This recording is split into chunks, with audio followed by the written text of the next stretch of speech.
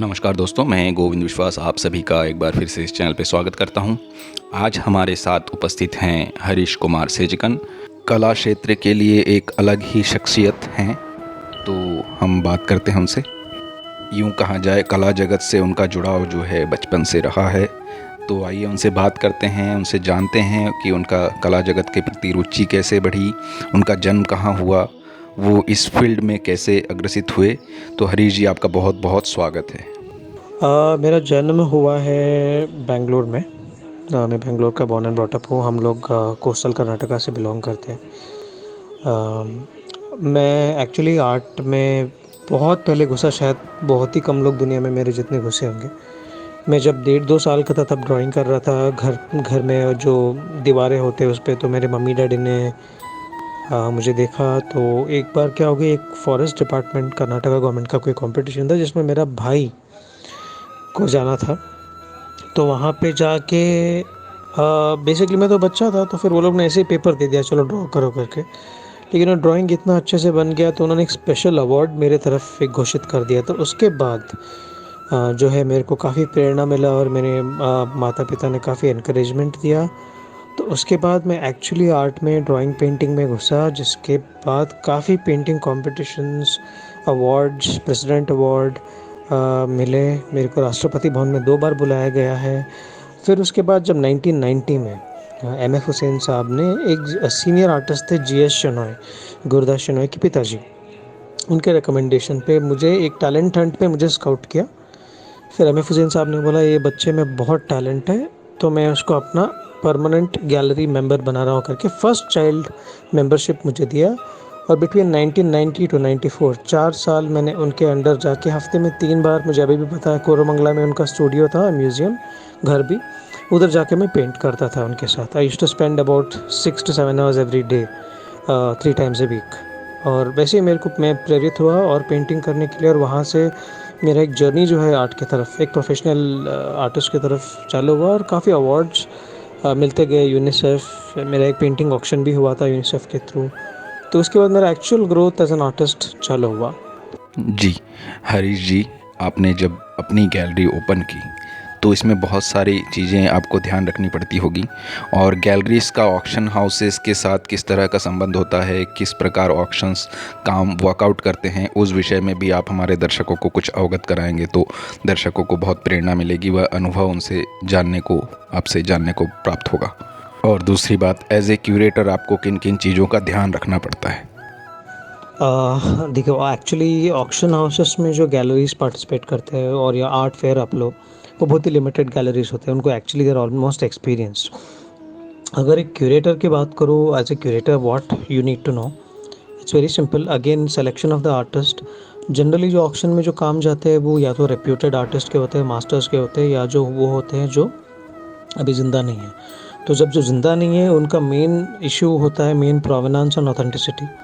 उसका हमेशा ध्यान रखो, उसका पूरा हिस्ट्री में जाओ कि वेयर इट वाज बॉट। ज़रूरी नहीं है कि हर काम का परफेक्ट प्रोवेनेंस होता है।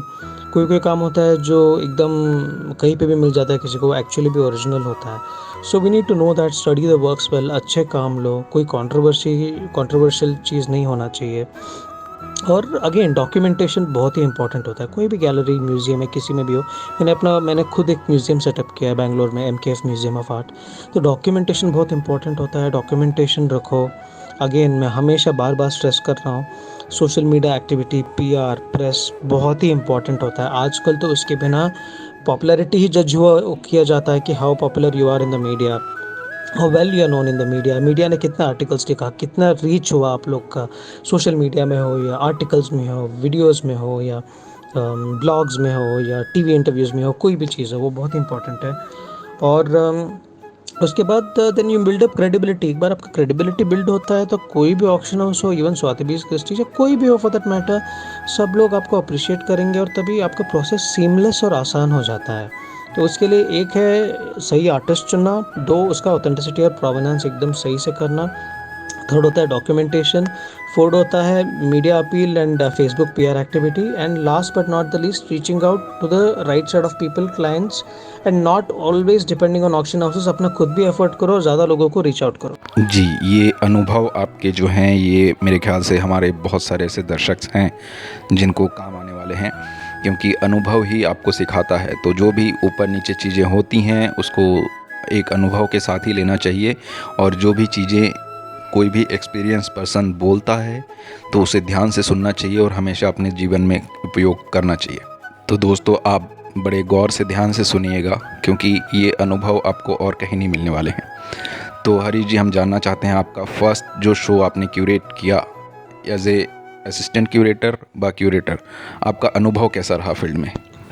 मुझे अभी भी याद है, as an assistant curator, not as a curator, मेरा फर्स्ट एक्सपीरियंस था अहमदाबाद में, जब मैंने BMW के कोलैबोरेशन में अहमदाबादी गुफा में फर्स्ट शो क्यूरेट किया। बहुत ही अच्छा लर्निंग एक्सपीरियंस कर्व था, क्योंकि उसके पहले मैंने कोई बड़े स्केल में शो क्यूरेट नहीं किया था। तो उसमें तारीफ़ें ये मिली कि सिलेक्शन ऑफ आर्टिस्ट्स जो कि यंग आर्टिस्ट थे प्रेडोमिनेंटली, सब उड़ीसा, बंगाल और यहाँ वहाँ के थे, बट क्योंकि वो गैलरी ने मेनली हेड किया, तो I was more of N assistant curator. It was a very good experience, learning curve, काफ़ी सारा चीज़ सीखने को मिला, गैलरी ओनर के थ्रू भी काफ़ी कुछ सीखने को मिला, कॉन्टैक्ट्स बने। बट मेरा actual first show as a curator था इन बैंगलोर 2011 में, जो एक्चुअली मैं रियल शो बोलता हूँ, वो मर्सिडीज़ बेंज के कोलैबोरेशन में था। सब भी मैंने ही किया था, उनका कोलैबोरेशन भी मैंने ही करवाया था। इतना बड़े ब्रांड के साथ कोलैबोरेट करना भी आसान नहीं था, और तभी मैंने ये सीखा कि जब आर्ट शो करना हो तो अपना खर्चा लिमिटेड रखो, स्पॉन्सर्स लो, और एकदम अच्छे से PR, गेस्ट लिस्ट, मीडिया, सब कुछ अच्छे से करो। उसका तारीफ़, उस शो का तारीफ़ इतना हुआ कि कभी भी किसी ने बैंगलोर में एक बहुत बड़े ब्रांड के साथ कोलैबोरेट करके नहीं किया था। टिपिकल गैलरी में तो शो हो रहे थे, लेकिन गैलरीज में तो उतने ही लोग आएंगे जो बार बार आते हैं। लेकिन इससे क्या हो गया, एक अलग पूरा डेटाबेस, एक अलग टोटली दुनिया ओपन अप हो गई, जब लोगों को पता चला कि अरे भाई पेंटिंग भी खरीदते हैं, पता चला, ज़्यादा कॉन्टैक्ट्स बने, और A to Z इसमें मैंने खुद होके किया था, किसी का हेल्प नहीं लिया।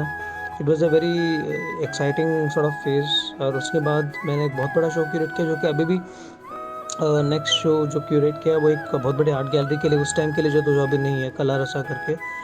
I had about 275 paintings displayed in about 15,000 square feet of space, जो कि तब साउथ इंडिया का सबसे बड़ा गैलरी था। It was a Herculean task, लेकिन जो प्लेसमेंट जो किया, सब पूरा जो होस्ट किया, 3-4 महीना टाइम लेके किया, बहुत अच्छा लर्निंग एक्सपीरियंस था।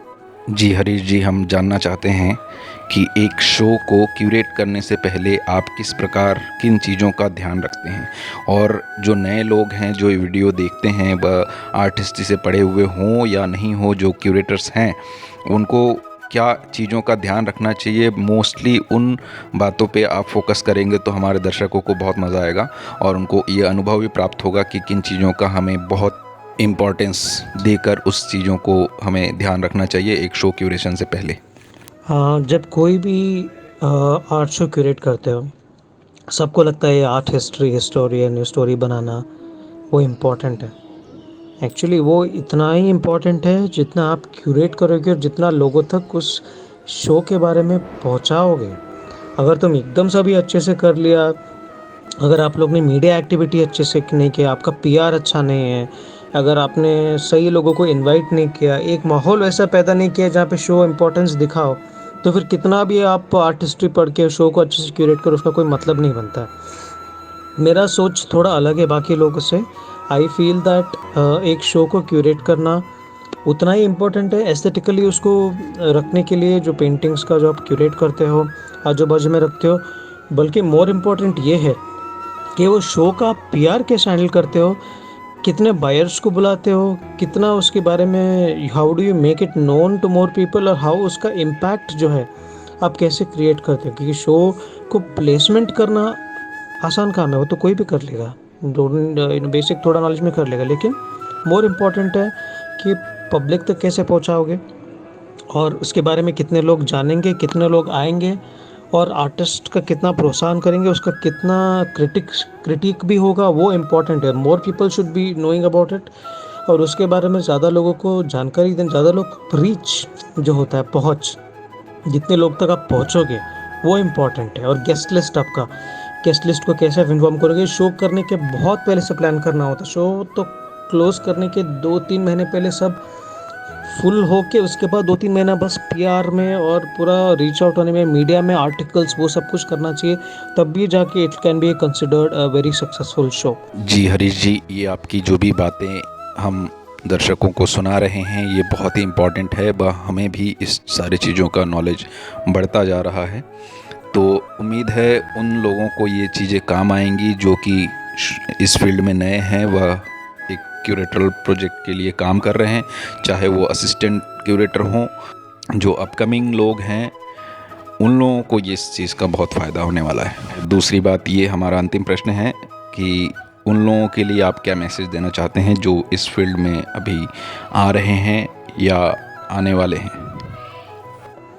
जो भी इस फील्ड में क्यूरेटर हो या कोई भी हो आना चाहता है, उनके लिए मैं एक ही सलाह देता हूँ कि पहले एक नोशन था कि आप क्यूरेटर बनना है तो बस आर्ट हिस्ट्री करो।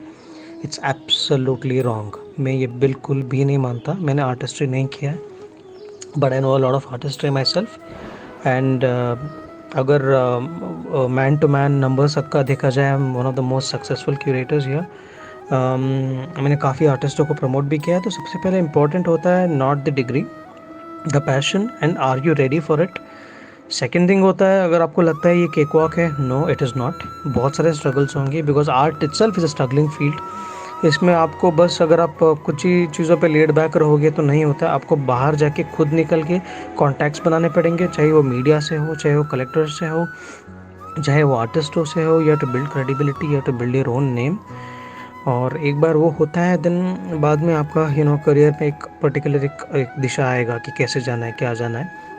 क्यूरेटर बस ये मतलब नहीं है कि आप आर्टिस्ट्री पढ़ लो और आप क्यूरेटर बन जाओगे, तो इट्स नॉट लाइक दैट।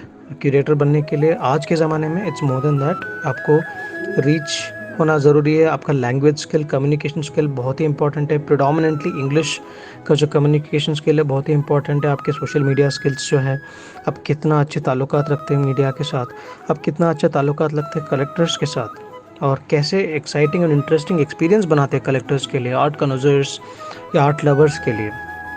इसी बेस पे आप का डिसाइड किया जाएगा कि आप कितने अच्छे क्यूरेटर बनोगे या गैलरिस्ट बनोगे। मेरा खुद का एक गैलरी लॉन्च किया, and I know how much I have struggled to be here. It is not easy, but at the same time एक ह्यूज कैनवस है जो आप एक्सप्लोर कर सकते हो। And I think Govind Biswas और foundation of art and culture काफ़ी अच्छा काम कर रहा है with sharing all these things. कि बहुत सारे लोगों को एक्सपोजर नहीं होता आर्ट के बारे में, पता नहीं, जानना चाहते हैं, पता नहीं कहाँ पे जाना है। So Govind, thank you so much, and I think it's a fantastic platform that you have done. आप प्लीज़, आप लोग इस पर लाइक, सब्सक्राइब और फॉलो कीजिए। And I think Govind, you are doing a great job. Thank you so much Harish ji, thank you so much इस बातचीत के लिए। और जो नए हैं इस चैनल को सब्सक्राइब करें, शेयर करें अपने दोस्तों से। और इसी के साथ हम आज की बातचीत को यहीं रोकते हैं। अपनी कहानी अपनी ज़ुबानी के अंतर्गत कल एक नए कलाकार के साथ हम फिर से मिलेंगे। बहुत बहुत धन्यवाद।